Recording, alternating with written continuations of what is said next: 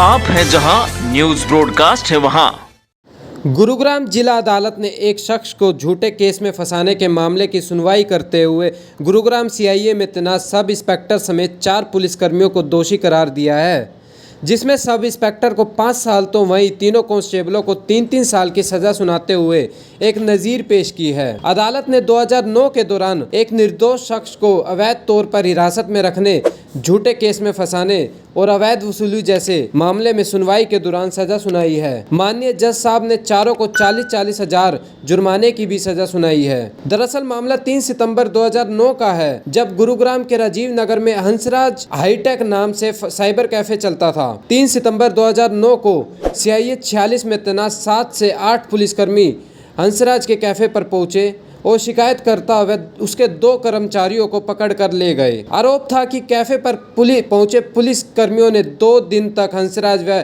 उसके कर्मचारियों को अवैध रूप से बंधक बनाकर रखा और मारपीट की। इतना ही नहीं, पुलिस कर्मियों ने पैसों की भी मांग की। 5 सितंबर को हंसराज के खिलाफ मामला दर्ज कर उसे न्यायिक हिरासत में जेल भेज दिया गया। 1 माह बाद जब हंसराज जेल से जमानत पर बाहर आया तो वह अपनी शॉप को देखने पहुंचा, जहां उसे उसकी शॉप सील मिली। इस पर उसने पुलिस के उच्च अधिकारियों से न्याय की गुहार लगाई।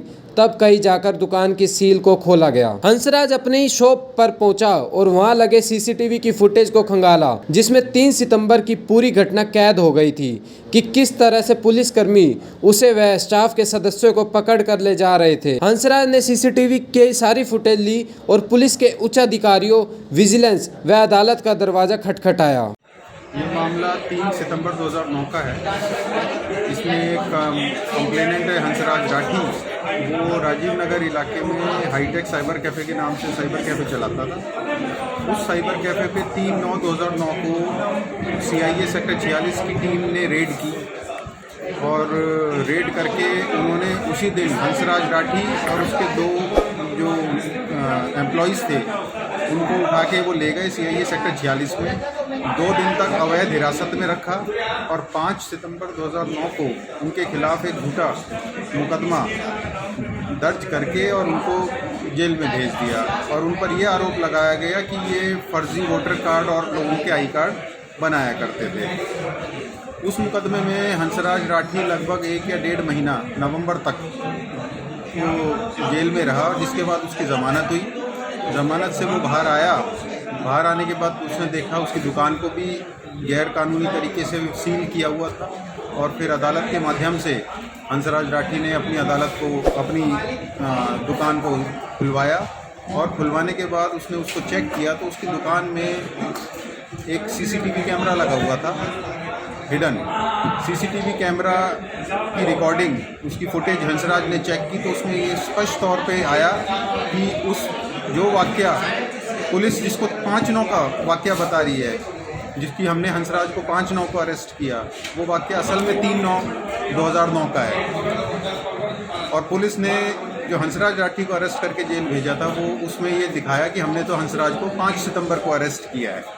इस बिना पे हंसराज राठी ने वो फुटेज निकाली और उसकी कॉपी डीजीपी सीआईडी गुप्तचर विभाग पंचकुला में दरखास्त लगाई। उस दरखास्त की बिना पर उच्च अधिकारियों द्वारा तफ्तीश की गई और उन्होंने ये पाया कि हंसराज राठी को इस केस में बिल्कुल झूठा फंसाया गया है। उसके ऊपर गैरकानूनी मुकदमा दर्ज किया है और जो पुलिस अधिकारी इसमें शामिल हैं उनके खिलाफ एफआईआर दर्ज करके कार्रवाई की जानी चाहिए। इस बिना पे ये मौजूदा मुकदमा दर्ज किया गया, जिसमें लास्टली 23 फरवरी को बता देता हूँ हंसराज राठी की पुलिस अधिकारियों की जो गवाह थे, उसके बाद 23 अदालत ने ये पाया कि हंसराज द्वारा लगाए गए आरोप बिल्कुल सही थे और उसको गलत तरीके से अरेस्ट किया, झूठा मुकदमा उसके ऊपर दर्ज किया गया था। तो 23 फरवरी 2022 को अदालत ने 4 पुलिसकर्मियों को SI Ramdayal, constable Sunil, constable Rajesh और कांस्टेबल विनोद, जो सीआईए सेक्टर 46 में कार्यरत थे, उनके खिलाफ अदालत ने सबूत सही पाए, उनको दोषी करार दिया और आज अदालत ने इस केस का निपटारा करते हुए एसआई रामदयाल को 5 वर्ष सज़ा सुनाई और बाकी जो 3 कांस्टेबल हैं उनको 3-3 वर्ष कारागार की सज़ा सुनाई गई है। और इसके अतिरिक्त इन चारों पर 40-40 हज़ार रुपये का जुर्माना भी लगाया गया है। इसके साथ साथ अदालत ने इस फैसले में, अभी फैसले की कॉपी हमें मिली नहीं है, पर जैसा बताया गया इसमें ये भी लिखा है कि 2 या 3 पुलिसकर्मी और थे जिनके नाम जजमेंट में आ जाएंगे, तो वो पुलिसकर्मियों को शुरुआत में इस केस से निकाल दिया गया था। तो अदालत ने ये भी कहा है कि उन पुलिसकर्मियों की संलिप्तता भी प्राइमा फेशिया इसमें बनती है, और अदालत ने पुलिस के सीनियर अधिकारियों को ये आदेश भी अपने जजमेंट में दिया है कि वो जो बाकी 2-3 पुलिसकर्मी हैं, जिसमें एक तो जहाँ तक एएसआई वीर सिंह हैं, आप नाम देखते हैं, एक कांस्टेबल जन मित्तर हैं या और हैं, वो एग्जैक्ट देखना पड़ेगा जब फैसले की कॉपी आएगी। उनके खिलाफ भी कार्रवाई होनी चाहिए थी, जो पुलिस ने जानबूझ के नहीं की। तो कुछ अधिकारियों को ये भी निर्देश दिया गया है कि उन लोगों के खिलाफ भी कार्रवाई किया जाए और उनके ऊपर भी मुकदमा चलाया जाए, जैसे ये मुकदमा चल रहा है। काफ़ी लंबे अंतराल के बाद इसमें न्याय मिला है, किस तरह से आप?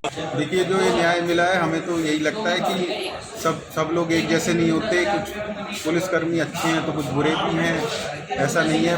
पर इससे ये है कि जो जिन्होंने गलत किया उनको सज़ा मिली, जैसा उन्होंने किया वैसा पाया, और बाकी लोगों के लिए भी एक ठीक रहेगा कि भाई किसी को भी किसी के साथ गलत नहीं करना चाहिए। जो कोर्ट ने आज फैसला सुना है उससे संतुष्ट हैं आप, या आगे कोई और कार्रवाई करने की तैयारी? इससे हम थोड़ा सा ये कह सकते हैं कि जो बाकी लोगों को 3 वर्ष की सज़ा सुनाई गई है, उससे हम थोड़ा संतुष्ट नहीं है। हम ये चाहते हैं कि वो चाहते थे, जो हमारा मुद्दा ही था कि सबको पूरी सज़ा होनी चाहिए थी जितनी प्रिस्क्राइब्ड है, क्योंकि इन सब लोगों को section 7 prevention of corruption act में दोषी पाया गया, जिसमें 5 साल तक की अधिकतम सज़ा है। तो हंसराज रामदयाल एसआई को तो पूरी 5 साल की दी गई, पर इनको 3 वर्ष की दी गई है, जिससे हम थोड़े असंतुष्ट हैं। एंड भविष्य में विचार विमर्श करके हाई कोर्ट में उनकी सज़ा बढ़वाने के लिए अर्जी दाखिल की जाएगी।